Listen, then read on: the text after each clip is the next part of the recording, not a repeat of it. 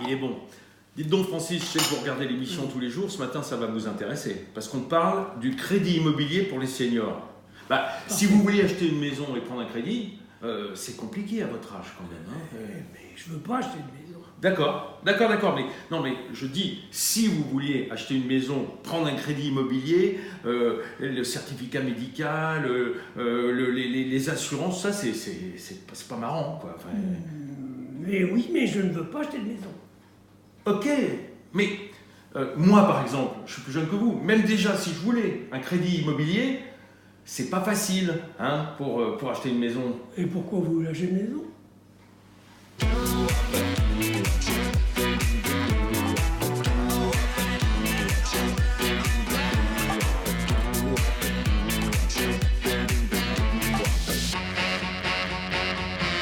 Contextualisation des sujets de l'émission pendant le week-end. On tourne des petites scénettes en famille avec mon beau-père Francis, que je remercie de s'être prêté au jeu, parce qu'il a l'air de pas très bien comprendre, alors qu'il sait très bien ce qu'il faisait. Mais bon, c'était le jeu. Hein. Mes amis, bienvenue à Ensemble c'est mieux pour un mardi en pleine forme avec Julie Jacquard. Bonjour Julie. Bonjour Vincent. En pleine forme? En pleine forme. Alors c'est contractuel, hein. Je vous laisse pas le choix. Il faut être en pleine forme. Je suis sincèrement en pleine forme. C'est comme ça que ça se passe. On a aussi en pleine forme avec nous Raphaël Yem sur le terrain. Salut Raphaël. Hello. Ah, j'aime bien quand il nous fait un... Ah ouais, il fait un petit signe. Ah, ça change tous les jours, hein, le petit signe de Raphaël. Aujourd'hui, vous l'avez compris, on va parler effectivement des seniors et du crédit immobilier avec une spécialiste de ce sujet qui est Maëlle Bernier. Bonjour Maëlle, vous êtes directrice de la communication et porte-parole de meilleurtaux.com, qu'on connaît, hein, qui est un comparateur de crédit immobilier. Et d'assurance. Et notamment immobilier, parce que les gens ils viennent beaucoup pour ça. Tout à fait. Donc vous êtes aux premires loges pour savoir exactement quels sont les comportements. J'ai des meilleures nouvelles que ce que vous disiez quand même. Ah ouais? Ouais, non, parce que vous, quand même. Non. Le senior, on va en parler. On va en causer, Maëlle.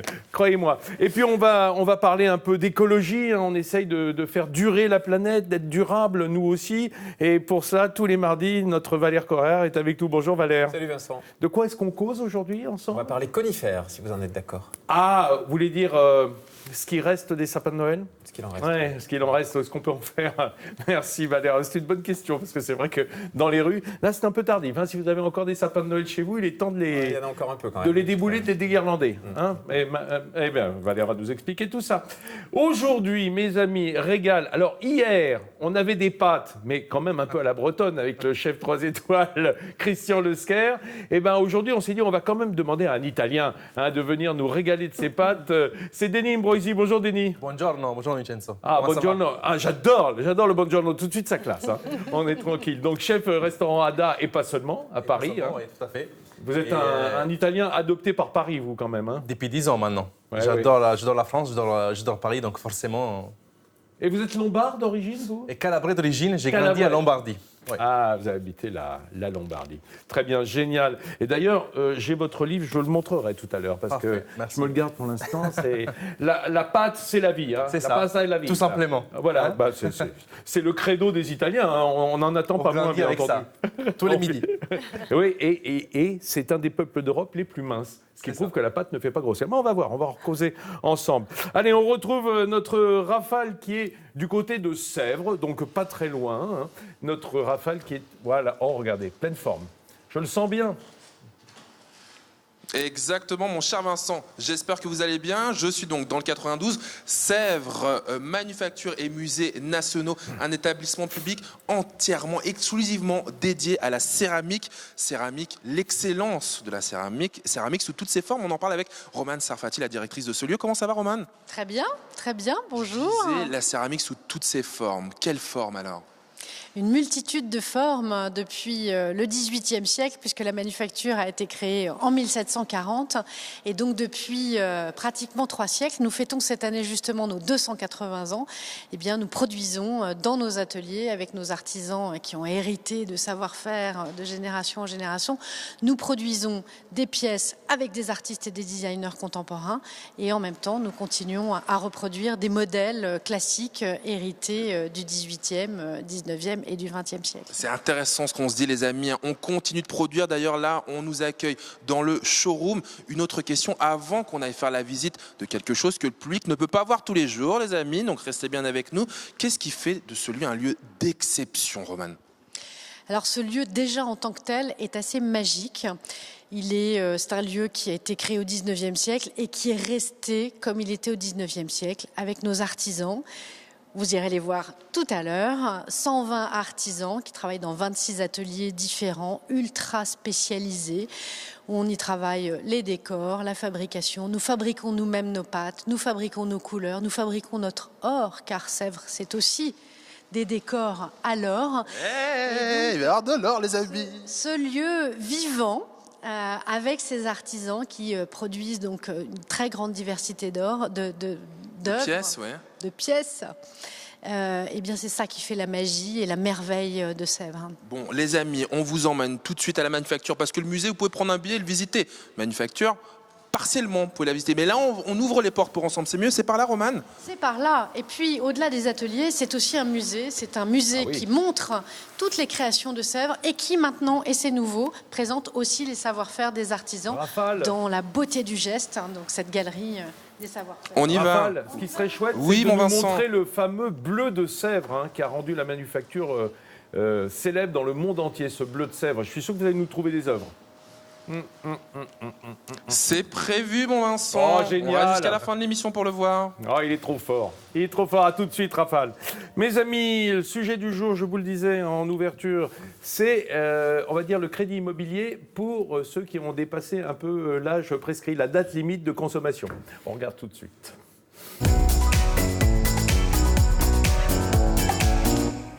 Cher Maël Bernier, vous qui êtes DIRCOM de meilleurtaux.com, soyons clairs, dès qu'on prend de l'âge, on a l'impression que c'est exponentiel. Dès qu'on s'éloigne de l'âge de 20 ans, ça devient de plus en plus compliqué de contracter un crédit. En fait. Alors en fait, il y a quand même des... Oui, alors, c'est vrai que plus on vieillit, moi c'est facile, mais en fait, il y a quand même des marges. C'est-à-dire qu'on va retrouver à 30 ans, 40 ans, 50 ans. Alors la question, c'est en gros à quel âge on devient senior, c'est 50 ans. On bascule de ce côté-là au demi-siècle, mais ça ne veut pas dire du tout qu'on ne va pas pouvoir emprunter. Que c'est fini. C'est fini, heureusement, d'autant plus que comme l'âge, quand même, on vieillit de mieux en mieux. Aujourd'hui, on a quand même des prêts qui vont jusqu'à 90 ans. Ah, on va voir ça ensemble, mais laissez Julie nous mettre les idées au clair sur le sujet, parce qu'on a besoin peut-être de petites pistes. Oui, parce qu'officiellement, il n'y a pas de limite d'âge pour emprunter. Mais dans les faits, passé 60 ans et une fois à la retraite, les choses se compliquent pour ceux qui veulent devenir propriétaires. Attention, difficile, mais pas impossible. Les banques prêtent aux seniors, mais à certaines conditions. Et c'est souvent l'assurance du prêt qui est le point sensible. Regardez. Et si on changeait de baraque pour nos vieux jours? Ben oui, ces escaliers-là, ça va pas le faire. En France, 14% des personnes qui remboursent un crédit immobilier ont plus de 65 ans. Si on a le droit d'emprunter à n'importe quel âge, les chances de décrocher un prêt diminuent fortement en vieillissant. Seuls 4 dossiers d'emprunteurs seniors sur 10 sont finançables, contre 6 dossiers sur 10 pour les trentenaires. Il faut savoir qu'en général, les banques préfèrent que le prêt soit remboursé avant 75 ans, ce qui exclut des longues durées. Le vrai problème, c'est l'assurance. Plus vous êtes âgé ou plus votre santé est fragile, et plus vous êtes pénalisé. Le surcoût peut rajouter jusqu'à 1% au taux d'intérêt. Au total, entre le coût de l'assurance qui flambe et les divers frais bancaires, le taux du crédit du senior peut rapidement frôler, voire dépasser le taux d'usure, c'est-à-dire le taux légal maximum autorisé. Aïe! Mais si ça coince, des solutions existent.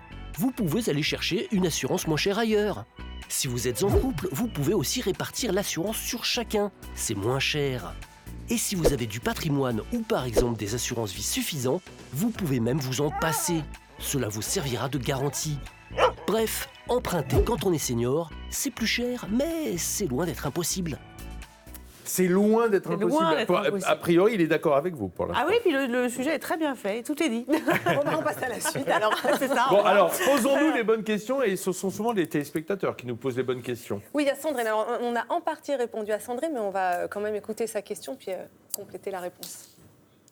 J'aurais voulu savoir à quel moment on était considéré comme senior, en fait, pour pouvoir faire un prêt immobilier et savoir aussi à quel moment ça se complique pour nous en tant que senior quand on est un peu plus vieux. Voilà.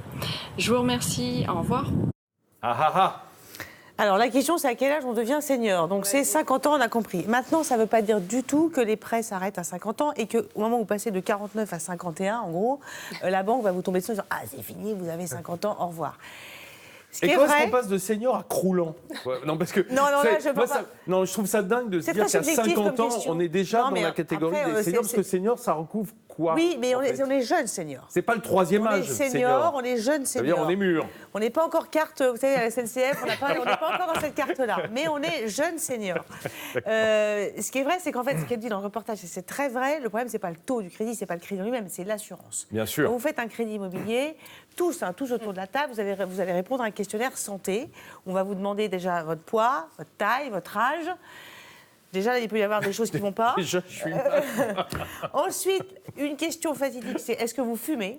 Alors, en fait, c'est ça. Ce que je voulais dire, c'est qu'on peut très bien avoir 52 ans, être non-fumeur, et être du coup mieux assuré, avoir un prêt plus facilement qu'un mec de 44 ou 45, qui pourtant est un peu plus jeune, et qui fumerait. Oui, mais Maëlle, c'est du déclaratif. Justement, qu'est-ce qu'on risque si on n'est pas transparent? Moi, franchement, sur les critères d'assurance, ne mentez pas.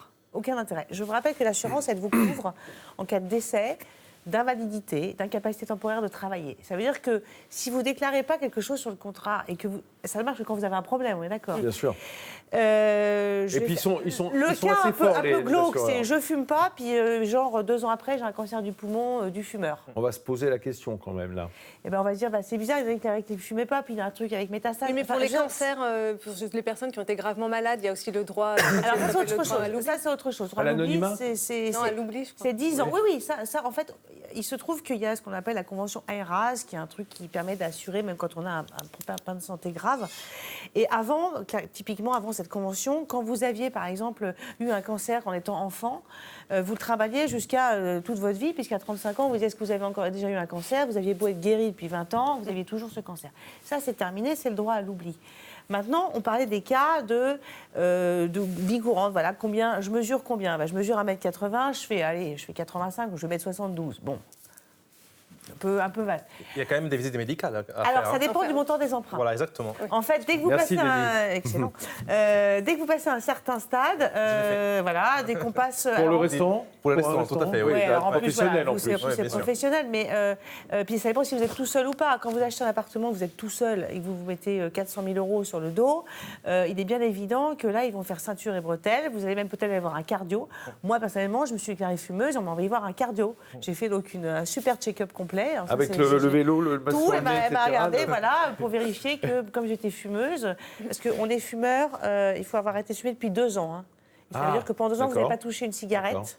Il ne faut pas qu'on vous voit au premier de l'an avec une clope sur une photo. Enfin, il y a des détails. Oui, parce qu'ils surveillent les réseaux sociaux. Non, mais voilà, tout c'est vraiment non-fumeur. Maëlle. Bref, voilà. Écoutez, je pense que vous n'avez pas la langue de bois, je vous entends parler et c'est très heureux parce qu'on veut vraiment des réponses. Très honnêtement, vous constatez sur Meilleur Taux, globalement, est-ce qu'il y a un âge à partir duquel il y a un vrai gap, à partir duquel on est sûr de ne pas pouvoir avoir des conditions d'emprunt possibles? Non, mais c'est vrai que le 75 ans fin de prêt, c'est en général le truc traditionnel. D'accord. On peut monter jusqu'à 80. Après, encore une fois, ça dépend des emprunts. Quand vous êtes sur du locatif, des gens qui achètent un petit appart en région qui va leur coûter 120 000 €, le risque pour la banque, il est extrêmement limité. Donc, c'est pas pareil que quand vous achetez 700 000 €, une baraque dans le sud de la France, et qu'il y en a déjà un qui est un peu malade. Vous voyez, enfin, chaque cas est étudié. Bien sûr. Mais est-ce que les seniors doivent avoir un apport plus important que... Non, alors non. Alors, en plus, les seniors, vous savez, ceux qui empruntent aujourd'hui, en général, c'est des gens qui sont plutôt, finalement, assez à l'aise et plutôt mieux que la catégorie un peu plus jeune derrière. Ils ont souvent du patrimoine, donc ils ont des choses qu'on peut garantir. Oui. C'était dit aussi, c'est-à-dire que si vous avez un des deux qui a un pépin de santé ou qui est un peu, bon, voilà, qui n'est pas super en forme, vous êtes déjà propriétaire, par exemple, d'un appart en région qui vaut, mettons, 200 ou 300 000, vous pouvez très bien nantir cet appartement. Vous pouvez aussi nantir une partie de l'assurance vie. Il y a des solutions qui existent. Mais ce qui est sûr, c'est qu'il faut, encore une fois, pas mentir. Moi, vraiment, le côté mentir, c'est hors de question. Mais c'est... Bon, ça, c'est un bon conseil. C'est pas, comme vous le disiez, c'est pas impossible, c'est possible. En revanche, on peut comparer les assurances. On ne m'entend pas, c'est votre métier alors ça, même. c'est même la règle. C'est-à-dire qu'en fait, aujourd'hui, on a le droit, tout le monde a le droit, vous pouvez prendre une assurance avec la banque, mais vous avez aussi et surtout le droit il vous propose d'apprendre une assurance, mais il vaut mieux faire jouer la concurrence. Et de toute façon, sachez que dès que vous avez un petit pépin de santé, en général, la banque va dire on va vous recommander, et nous, le courtier, on travaille avec des compagnies spécialisées pour les gens qui ont des pépins de santé, parce que les assurances n'assurent des groupes, on va dire. Comme pour ceux qui ont des malus en bagnole, trop de malus. C'est un peu ça, voilà. Donc, on n'est pas sur du tout venant, donc ça. on sort. Enfin, c'est du malus dont on n'est pas responsable. Mais les courtiers sont là pour ça aussi, pour ces problèmes d'assurance. Même si vous signez avec votre banque, vous pouvez l'assurance ailleurs. Merci beaucoup, Maëlle Vernier. Là, je crois que vous nous avez redonné un peu espoir. Oui. Je vais prendre encore 10 ans avant d'aller emprunter. Allez, hop. Je vais attendre. Vous restez avec nous pour goûter tout à l'heure les raviolis de Denis Imbrosi. J'ai commencé un régime, c'est parfait. C'est bon, ah oui, mais vous savez, ça ne fait pas grossir. Non, c'est dans la tête, tout est dans la tête. Mes amis, si vous vous posez la question, mais qu'est-ce que je vais faire avec mon sapin de Noël? Alors, nous avons quelqu'un ici, c'est Valère Correa, il va y réfléchir pendant ce temps-là. On va retrouver Rafale du côté de Sèvres, le temps de bien trouver des idées, Valère. Ah oui, je réfléchis bien, j'ai besoin d'un peu de temps, bien. Vincent, merci. Et regardez d'ici là la manufacture de Sèvres avec Rafale. Mais oui, Sèvres, manufacture et musées nationaux, comme je vous le disais tout à l'heure. J'ai traversé le musée pour arriver à la manufacture. Un lieu qui est normalement interdit au public. C'est écrit en gros sur la porte, mais rien ne résiste ensemble. C'est mieux à la caméra de Florine Constant et moi-même au micro. J'ai pénétré encore une fois, vraiment un peu à l'arrache, j'allais le dire, dans un atelier où m'attend Fanny. Comment ça va, Fanny ? Nathalie, pardon. Nathalie, j'ai mal entendu, tu vois. Comment ça va, Nathalie ? Bien, très bien. Voilà, bon, Nathalie, c'est quoi ton métier, toi ? Alors, peintre décorateur, donc je reproduis des modèles issus du patrimoine de l'établissement. Et là, tu es en plein travail, j'imagine. Tout à fait. Voilà. Donc là, je viens de déranger. On est sur une assiette, je reconnais quand même. Voilà, on est sur une assiette dont le modèle vient du musée. Ah, ça, c'était une pièce exposée au musée. Oh là là, il faut me raconter l'histoire de cette pièce en quelques mots. Cette pièce date de 1804 et vient du service Napoléon. Et vous voyez là les marques derrière. Mais attends, Nathalie, t'as pas peur de la faire tomber là ? Non. T'imagines le sang-froid si ça avait été moi qui devais les manipuler. Mais laisse tomber, on me fait tout de suite une... Ah ouais. Quand même très peu. Je vous ai montré les marques derrière parce que c'est important. Et donc là, toi, tu reproduis les motifs sur cette assiette. Les motifs. Alors, j'ai différentes techniques pour y arriver. Je fais d'abord ce que l'on appelle je fais un poncif. Ah, mais il y a quoi ? C'est comme des calques, comme des petits tatous, des tatouages, non ? Ah ben oui, c'est fait avec un papier cristal transparent, vous voyez. Avec un rotring, je reporte les traits principaux. Voilà, comme ceci. Ah, voilà, on est à la perfection, les amis. On travaille au millimètre. Et ensuite, je vais percer à l'aiguille tous les contours. Oh là là, c'est minutieux, les amis, quand même. Et ensuite, tu vas venir le poser sur l'assiette ? Je vais vous montrer. Avec de la poudre de fusain. Ah, on va pouvoir aussi vous montrer ce qu'utilise Nathalie, justement, pour ce travail d'excellence qui se fait ici à la manufacture de Sèvres. Avec une poncette, du chiffon de coton roulé très serré, je frotte mon poncif de façon à faire passer la poudre de fusain à travers des trous. Et évidemment, on va retrouver le modèle en enlevant ce petit papier. Vous avez le dessin. Donc le poncif posé sur émail, vous voyez, ça part au doigt. Ça n'a pas d'incidence sur ma peinture. Alors attends, combien d'heures pour une assiette comme celle-ci exposée au musée que Nathalie va devoir reproduire ? 3 semaines de travail. J'allais dire combien d'heures ? 3 semaines, elle me dit. 3 semaines de travail parce qu'en fait, il va falloir que je peins l'intégralité du décor et je mets à cuire. Et après cuisson, mes couleurs auront baissé d'intensité. Et je vais devoir repeindre une deuxième fois, voire une troisième fois pour être à l'identique du modèle. Combien tu dois en faire d'assiettes là ? C'est pas la chaîne là ? Non, j'en ai 2. Bon, elle a 2 assiettes à faire, les amis. L'excellence à la française qu'on retrouve ici du côté de Sèvres. On décore les assiettes, mais il faut aussi les cuire, il faut aussi les produire, ces assiettes. Comment on fait ? Je vous dis tout dans 10 minutes. À tout de suite. Oui, ça tombe bien, on a un an. On voulait 12 assiettes, on a un an devant nous, on est tranquille. Merci Rafale, à tout à l'heure. Ça, vraiment là, on comprend ce que veut dire l'artisanat d'art. Quand on voit le travail d'une manufacture comme celle de Sèvres, manufacture royale quand même, sa classe. Allez, mes amis, on va retrouver notre... Vous avez réfléchi, Valère? Ouais, j'ai réfléchi, je suis à peu près calé. Ouais, c'est pas le gars qui va vous aider. C'est pas le gars qui va vous aider à retirer les guirlandes mais en revanche, si vous savez pas quoi faire votre sapin, c'est lui.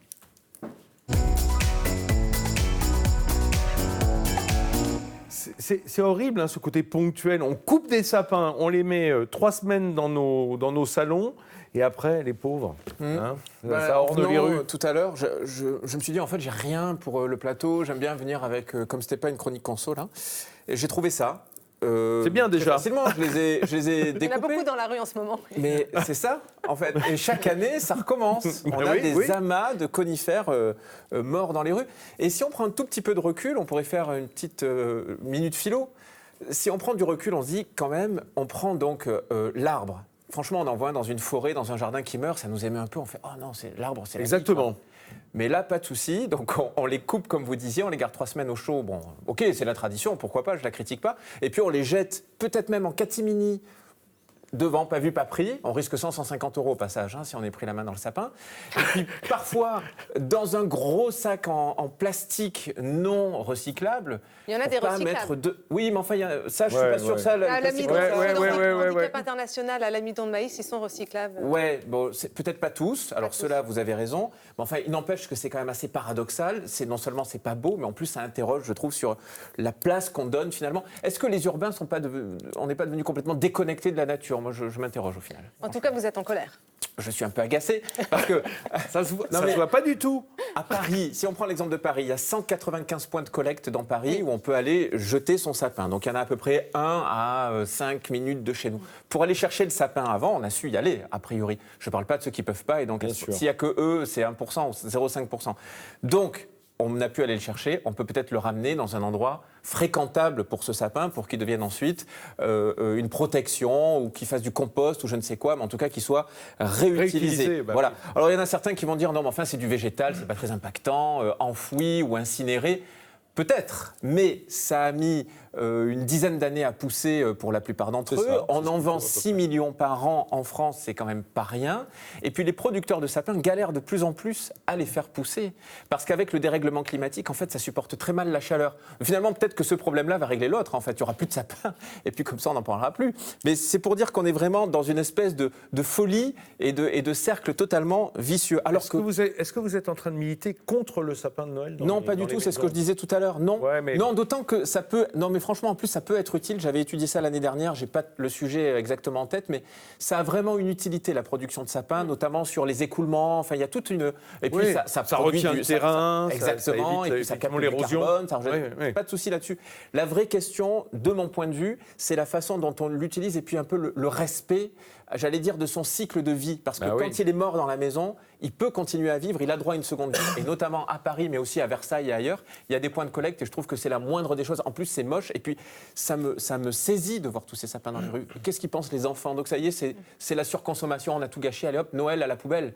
Voilà, oui, c'est pas un message très écologique. Moi, je trouve que c'est pas top. Surtout qu'il y a plein de solutions, et notamment donc la collecte. Pourquoi pas la décharge? Si on a un jardin, on peut le composter, c'est un excellent désherbant. Enfin, voilà, il y a plein de possibilités, et ça vaut le coup de les regarder. Donc là, il part où en fait? Juste la question, maintenant que les sous là, au tout déchet. Et pourquoi la mairie ne les amène pas au dépôt? Si, la mairie, pourquoi on vient pas aussi... Non, mais et pourquoi on vient pas aussi chez les gens pour l'enlever? Non, mais les points de collecte de la mairie de Paris, en tout cas, ils en font du compost. Non, ils en font un broyat de sapin et ça sert à faire une espèce, ils paillassent en fait avec. Oui. Voilà, ils protègent les sols, ils protègent les cultures, etc. Oui, je suis un expert. Je suis normand d'adoption. Ils les réutilisent. Mais non, mais voilà. Mais le truc, c'est qu'effectivement, ils viennent pas les prendre au pied des immeubles, comme on dit, comme le compost. Ça sera à partir de 2025. Mais enfin bon, c'est pas énorme de le ramener, me semble. Oui. Je peux vous dire un truc?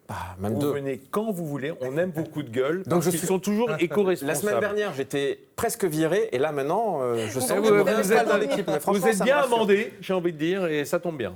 Bon, j'ai encore une minute pour oui, parce que le végétal, question, si vous en avez... parce que le végétal, on sait que c'est aussi une partie de la solution pour lutter contre le réchauffement climatique. Les arbres sont importants. Ça capte le CO2, ça rejette du froid et dans des villes qui se réchauffent, c'est très important. C'est comme une climatisation, un arbre. Alors, il y a plein de possibilités. On peut avoir un permis de végétaliser à Paris, par exemple, et puis utiliser un tout petit bout d'espace public et y planter des choux, pourquoi pas. On végétalise pour des abribus. dans des grandes villes européennes et même à Singapour, les toits des bus. Donc pourquoi pas nous s'y mettre sur les balcons. Et puis un dernier exemple, un moteur de recherche intelligent, ça s'appelle Ecosia.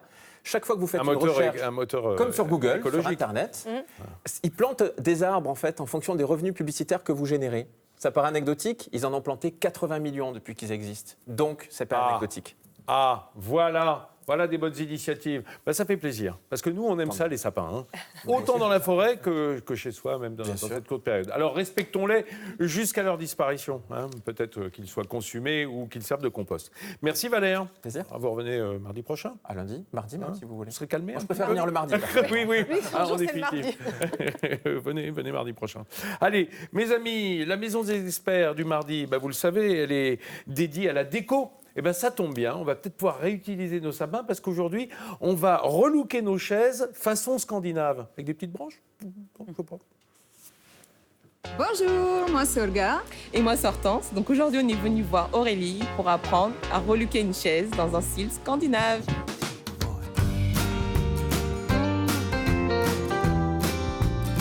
Bonjour Hortense, bonjour Olga. Bonjour Aurélie. Dans la Maison des Experts, on aime voyager. Et personnellement, l'Europe du Nord m'inspire beaucoup pour mes ateliers déco. Aujourd'hui, je vais vous apprendre à relooker une chaise dans un esprit scandinave. On y va? Oui. Pour ma première étape, donc j'ai trouvé une chaise. C'est une chaise de récup que j'ai trouvée dans une brocante.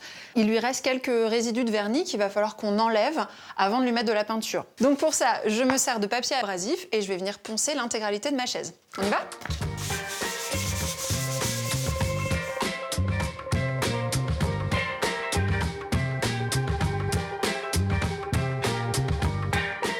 Deuxième étape, je vais venir fixer un adhésif de masquage qui viendra délimiter en fait les parties qui seront peintes et les parties qui resteront brutes.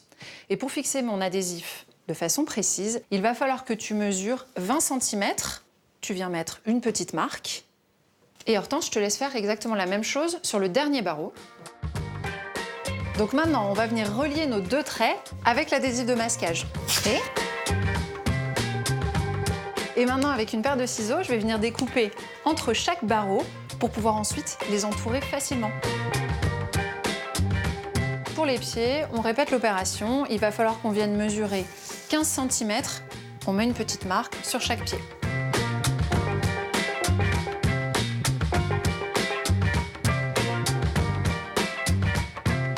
Donc nos repères sont terminés. On va pouvoir passer à la peinture.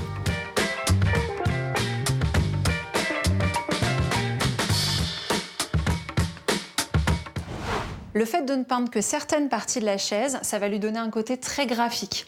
Et pour rester vraiment dans cet esprit nordique, moi j'ai choisi du blanc. Alors avant de commencer, si vous voulez des lignes nettes, il faut que vous passiez la peinture du scotch vers le bois et pas l'inverse. Sinon votre peinture elle va passer sous l'adhésif de masquage et vous n'aurez pas une ligne nette. D'accord.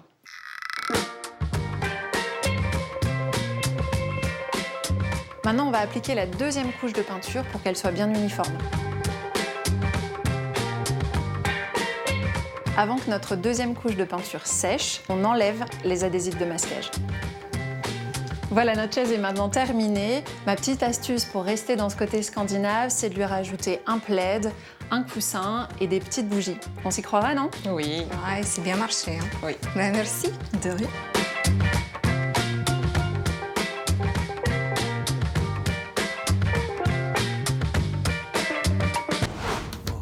On résume. Pour relooker une chaise dans un style scandinave. Poncez la chaise avec du papier abrasif. Délimitez les parties peintes et brutes avec du ruban de masquage. Appliquez 2 couches de peinture en partant du ruban de masquage vers le bois, puis retirez les rubans de masquage. Et voilà, vous avez toutes les astuces pour relooker votre chaise dans un style scandinave. Valère est pas content. Il voulait qu'on colle des petites branches de sapin sur la chaise. Pas du tout. Je suis ravi, comme à chaque fois après cette chronique. Mais c'est bien pour se faire un petit coussin aussi. C'est vrai. Ou une couette. Une couette en sapin. À un certain âge. On va chercher. C'est ça. Quand on trouve plus de crédit immobilier. Personne n'est concerné ici. Pas du tout. Merci Valère. Allez, mes amis, on va retourner voir notre Rafale à Sèvres, musée, manufacture. Quel bel endroit. Ah, il est sous les serres, on Vous dirait. avez vu ce loft incroyable un petit peu? C'est dommage qu'Olivier Marin soit pas là aujourd'hui parce que je voulais lui montrer où j'habite. Pas du tout les amis, je suis toujours à Sèvres, Manufactures et Musées nationaux. On vous a vu tout à l'heure, décoration. Maintenant, on va aller voir justement ces histoires de moules. C'est interdit au public, c'est juste pour vous les amis de France 3, Paris-Île-de-France. Venez, accompagnez-moi. On va aller voir justement comment se façonnent, comment sont produits justement toutes ces céramiques. Mouleur, c'est le travail de Dominique. Comment ça va Dominique? Bonjour, ça va, très bien. Alors Dominique, plutôt bien, c'est vraiment sympa de nous accueillir ici. On dit mouleur et répareur. Non, repareur. Repareur, tu répares pas, qu'est-ce que tu fais? On repart, on refait la parure. On s'en va, tu veux dire? Ah non, on refait la parure, évidemment. Quelques pièces qui sont ici. Là, on a par exemple un super félin. Voilà, c'est un modèle plâtre.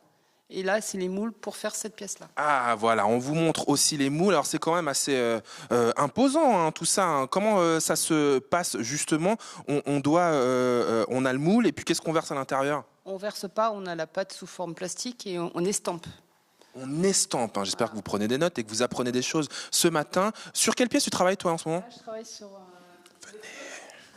Alors on travaille sur quoi? Je vais te laisser t'installer toi ici. Sur ta chaise. Oh, puis regarde, surprise, hein. On va découvrir ensemble. Donc là, le modèle plâtre et une partie donc, de la pièce que je suis en train de réaliser. Donc là, c'est une pièce du XVIIIe siècle. Hein. Elle est magnifique. Et là, donc, tu es en train de retravailler. On est sur la même pièce, à l'identique, non? Oui. Là, c'est le modèle plâtre et ça, c'est la porcelaine. Voilà. Alors, tu peux nous montrer peut-être en quelques coups, qu'est-ce que tu utilises comme outil? Différentes sortes d'outils. Hein, et avec ces outils, je vais venir retoucher tous les détails. Parce que là, vous voyez, c'est assez grossier. Donc, il faut reprendre tous les détails de la sculpture. Oh, elle dit c'est assez grossier. Hein. Moi, je suis incapable de faire ça. Après, c'est pas mon métier. Là, on voit, il y a plein de choses à refaire. Quoi, à reprendre. Attends, Dominique, j'ai fait un peu de pâte à modeler quand j'étais en maternelle. Là, on est quand même sur un autre niveau. On est sur l'excellence à la française. Manufactures et Musées nationaux de Sèvres. Combien de temps pour faire une pièce comme ça? Une semaine à peu près. Une semaine, d'accord. Voilà, ouais. Et vous imaginez un petit peu la minutie qu'il faut, mais là il va falloir que il lui manque les bras, il lui manque les jambes. Là il lui manque les bras, il manque le socle avec la petite colonne. Et puis donc tous ces morceaux-là, une fois que je vais les avoir retouchés, je vais commencer l'assemblage. Mais là aussi, Dominique, on a besoin d'un moule? Il y a un moule pour chaque morceau, oui. Il y a un moule pour chaque morceau, d'accord. Mais on ne pouvait pas faire directement un moule pour tout le personnage? Non, parce qu'on ne pourrait pas démouler. On ne pourrait pas faire le démoulage. On ne pourrait pas faire le démoulage. Combien de pièces sortent des ateliers pour se donner une idée, quoi? Ça dépend de la taille des pièces. Disons que ici, dans cet atelier, on est 8 et on doit sortir à peu près une cinquantaine de pièces par an. Une cinquantaine de pièces par an. Ça dépend de la taille des pièces. Bien sûr. La plus grosse pièce? La plus grosse pièce, ça fait 2 mètres, ça correspond à la taille du four. Vous imaginez. Les fours, justement, on n'en a pas parlé. Je vais aller vous les montrer, les amis, et vous donner toutes les informations, justement, sur cet établissement public. Et aussi, comme promis, vous montrer le fameux bleu de Sèvres. Mais ce sera la fin de l'émission.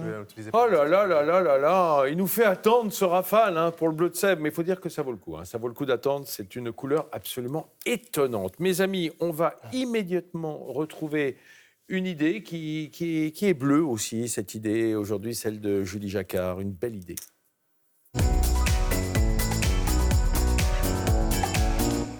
Et oui, ce matin, dans La Belle Idée, voici une solution pour les parents débordés qui sont en manque d'inspiration et de temps pour préparer les repas.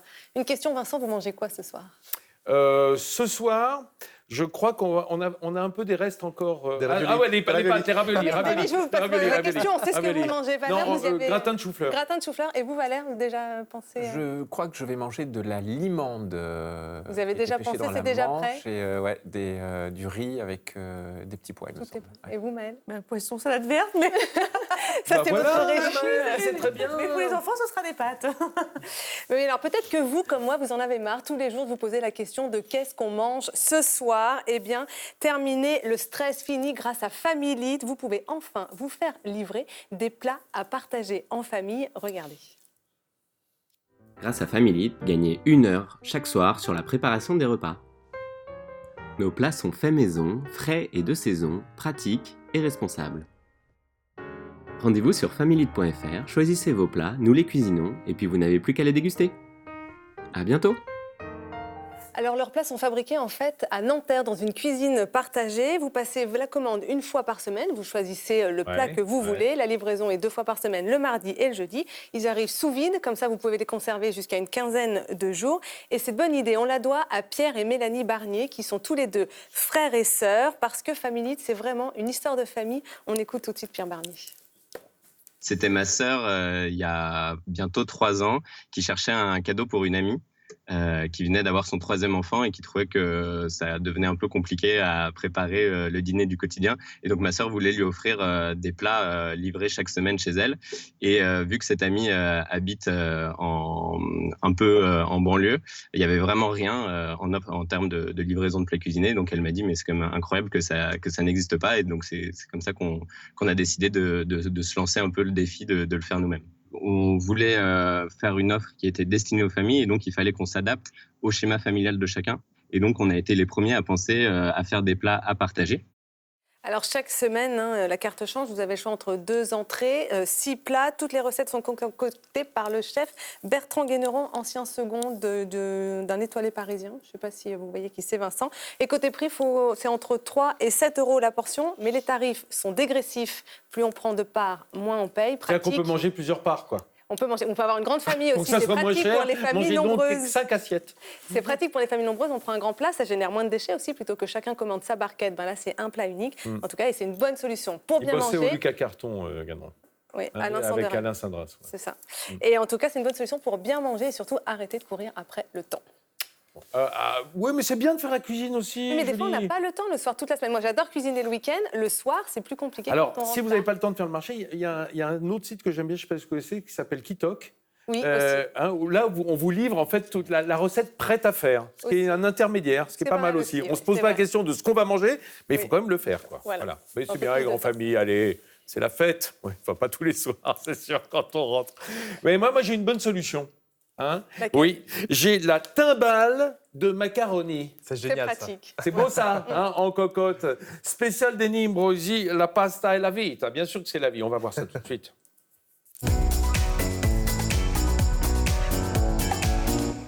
Ça, c'est le credo du chef italien. Parfait. La vision qu'on en a. La pâte, c'est la vie. Parce que ça veut dire qu'on peut tout faire avec des pâtes. Pas que pour un chef italien, je dirais pour tous les Italiens. Ouais, c'est voilà, vrai, parce que c'est une éducation qu'on a. Tous les midis, je ne dis pas le soir, mais tous les midis, vraiment, on mange des pâtes. Alors, je vais peut-être être un peu méchant, Dis-moi. mais c'est vrai que tout le monde a sa forme de féculent dans les civilisations. Nous, c'est le pain, et vous, c'est les pâtes. Et au fait, il n'y a pas vraiment besoin de pain en Italie parce qu'on mange des pâtes à tous les repas. Quoi. Presque. C'est les sucres lents italiens. C'est ça. Ben, ça peut être du riz aussi, des gnocchis, des pommes de terre, des pâtes fraîches, des pâtes fraîches et sèches. Donc, forcément, on a du choix, on a de la différence. Et c'est toujours, il faut toujours accompagner ça avec un légume ou bien sûr une protéine, que ce soit du poisson, de la viande ou des œufs. Voilà. Un des peuples les plus minces d'Europe, les Italiens. Pas et moi. Pourtant... ah bah écoute, oui, si, ça va. Il ne faut jamais faire confiance à un chef italien trop mince. Tu savais mais nulle part. Voilà. Un chef trop mince, de toute façon, il y a quelque chose qui ne va pas. Est-ce que je peux venir filmer, Denis ? Bien, je t'ai fait travailler aussi. Donc, alors, sachez que ce livre, je le laisse là pour l'instant parce que j'ai été plongé dans la lecture et je pensais à vos restaurants, que ce soit Ida, que ce soit Epoca. C'est quoi l'idée ? C'est d'avoir une cuisine quand même traditionnelle que vous avez remis au goût du jour. Chaque restaurant a sa cuisine, bien sûr, différente. Ida, c'est une cuisine franco-italienne. Donc, on aime bien mélanger des produits français avec de la cuisine italienne, comme par exemple des raviolis à base de foie gras ou des tagliatelles à la bisque des crustacés, que ce soit homard ou langoustine. J'aime bien cette idée, oui. Ah, oui. Et c'est quoi, c'est la ricotta, ça? C'est la ricotta des bufflons. Donc, on est en train de réaliser une farce qu'on va utiliser pour confectionner nos raviolis. Les raviolis qu'on va confectionner, ils ont un nom, les plines. Pline parce que c'est pincé. Donc, Ah bon, je croyais que c'était Pline l'Ancien, le grand auteur romain. Non. Pline, c'est vraiment le dialecte piémontais pour définir la technique pour souder les pâtes. Donc on va les faire ensemble. Oui, c'est par la pression des doigts. Par la pression des doigts, oui. Alors là, ricotta. Donc, ricotta des bufflons. On peut utiliser aussi une ricotta de lait de vache ou un autre fromage frais. Ça peut être aussi de la stracciatella ou de la burrata. À la maison, on peut vraiment choisir un fromage qui a quand même une jolie consistance. Denis, l'avantage de la ricotta recuit, c'est un fromage très maigre. Hein, parce que en fait, toute la matière grasse est partie dans les fromages. Tout à fait.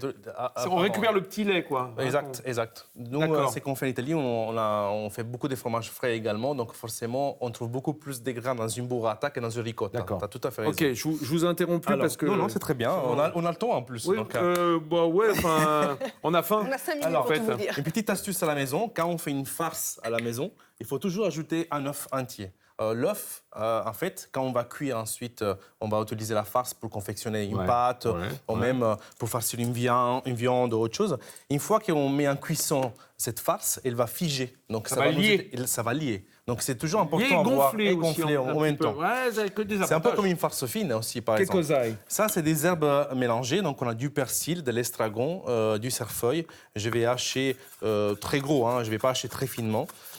Ça, c'est bien parce qu'on amène beaucoup de parfums à l'intérieur de notre farce. On peut choisir aussi de la roquette, du basilic, de la coriandre. C'est vraiment selon nos goûts. Voilà, et selon la saison également, bien sûr. Voilà. Ça sent bon le persil, là. C'est très bon, ouais. Donc ça, on va l'ajouter ici à l'intérieur. Prezzemolo. Le persil, normalement, nous, en Italie, il y en a partout. Ça fait partie des 5 herbes qu'on utilise énormément avec les romarin, le laurier. En France aussi un peu, quand même. Le persil, c'est vraiment la base des fines herbes. Du poivre, bien sûr. Donc les poivres, il faut toujours bien poivrer et saler. Du poivre noir sauvage, possiblement. Sauvage, carrément. Sauvage, c'est encore plus fort. De Votsi périphérie on de Madagascar. Beaucoup moins, oui. Donc regarde, on mélange tout simplement jusqu'à avoir une consistance qui soit plus ou moins homogène. On a 1 minute pour nous montrer comment on farcit le ravioli. On va y arriver. Regarde, maintenant tu vas m'aider. Ah oui, comment je vais faire? Tu tiens ça comme ça. Ah bon, moi je tiens. Alors je repose la caméra, je le signale. Voilà. Alors, oui, c'est bien. Hop. Regarde, on va mettre la farce à l'intérieur. Parfait. Hop là. J'ai cru que ça allait direct sur mes pompes là. Non, parce que c'est fermé. Non. Oh, regarde, c'est arrivé. Alors, regarde, on va juste fermer la poche. La fameuse poche à douille. Donc, on n'a pas mis de douille, mais on va juste couper tout simplement la poche ici. Et là, maintenant, on peut vraiment commencer à confectionner nos raviolis. Donc, j'ai déjà préparé la pâte, bien sûr. Où elle est? Elle est juste derrière toi. Derrière moi? Ah! Voilà. C'est une recette de pâte fraîche basique? C'est une recette de pâte fraîche basique des mamans. Donc, c'est un œuf, 100 g de farine. La farine qu'il faut utiliser, c'est une farine double zéro. Si c'est pas fait dans 30 secondes, après, c'est cuit. Mais non. Et cotto, si. Regarde, donc on met la farce ici à l'intérieur comme ça. D'accord. Ensuite, on a de l'eau. Moi, j'utilise toujours de l'eau pour pouvoir souder. Au bord de la farce? Au bord de la farce, comme ça. Tu vois, tac. Et là, on plie tout simplement. Et ensuite, les pincer, c'est là, tu vois. On pince. Ah, d'accord. Et là, on a nos plines. C'est là vraiment la technique. Ah, mais c'est basique, quoi. Il n'y a pas besoin de moule à ravioli, il n'y a pas besoin de... Ça, c'est vraiment à la main. Génial. Tu vois. Oh, génial. C'est beau, ça, Maëlle, non? Regarde, ici, j'ai déjà cuit ici, regarde. Donc bon, ça, c'est la tradition. On part voir Rafale 2 minutes à la manufacture de Sèvres, parce que c'est aussi beau que de la céramique. Et puis, on se retrouve pour les goûter, quand même. Avec la dégustation, ça marche. Moi, je prends vos raviolis, les amis, et je les mets dans ces fours gigantesques, incroyables fours, des fours d'époque. On les utilise depuis le 19e siècle, fours à bois, évidemment, des fours qui servent à cuire encore aujourd'hui. Les grandes pièces, c'est plutôt tous les 6-10 ans. Les amis, je vous avais aussi promis de vous montrer le fameux bleu de Sèvres. Regardez sur ce vase. Et vous avez vu cette intensité, cette profondeur de ce bleu qu'on obtient. C'est un bleu de cobalt, en fait, en apposant plusieurs couches, justement, de bleu. Et regardez, le résultat est juste incroyable. Visible ici, évidemment, à Sèvres, Manufactures et Musées Nationaux. Une exposition que je vous conseille qui s'appelle La beauté du geste. Vous allez pouvoir découvrir tous les métiers de la céramique, évidemment, au regard des pièces qui sont exposées ici. Demain, moi les amis, je serai du côté de Paris. On va aller voir un cinéma qui s'appelle La Clé et qui a été réouvert grâce à un collectif associatif. Je vous explique tout demain. Vous continuez aussi à m'envoyer évidemment des choses sur Insta et sur Twitter, France 3 Paris, pour me donner vos bons plans. Je passe vous voir avec Florine Constant. À demain. À demain, Rafale, on vous garde des raviolis. Maëlle Bernier, vous avez bien fait de rester. Moi, je propose mieux que meilleurtaux.com, meilleurraviolo.com, avec Denis Imbrosi. On va financer. Vous trouverez ça au restaurant Ida, bien sûr. Merci Valère. Vous avez été moins sage, je suis pas sûr que vous aurez des raviolis. Mais enfin bon, voilà. Ou alors, il faut venir vraiment chercher le sapin, pour le coup. Allez, mes amis, on se retrouve demain, même place, même heure. Je vais pas dire même punition, même gratification que cette émission. Voilà, et regardez, ça y est, c'est parti. Bon, ils sont pas très chauds, c'est vrai, mais c'est bon quand même. même. Allez, à demain. Et ravioli pour tous, ravioli Delpline à la main. Ah oui. On est mardi.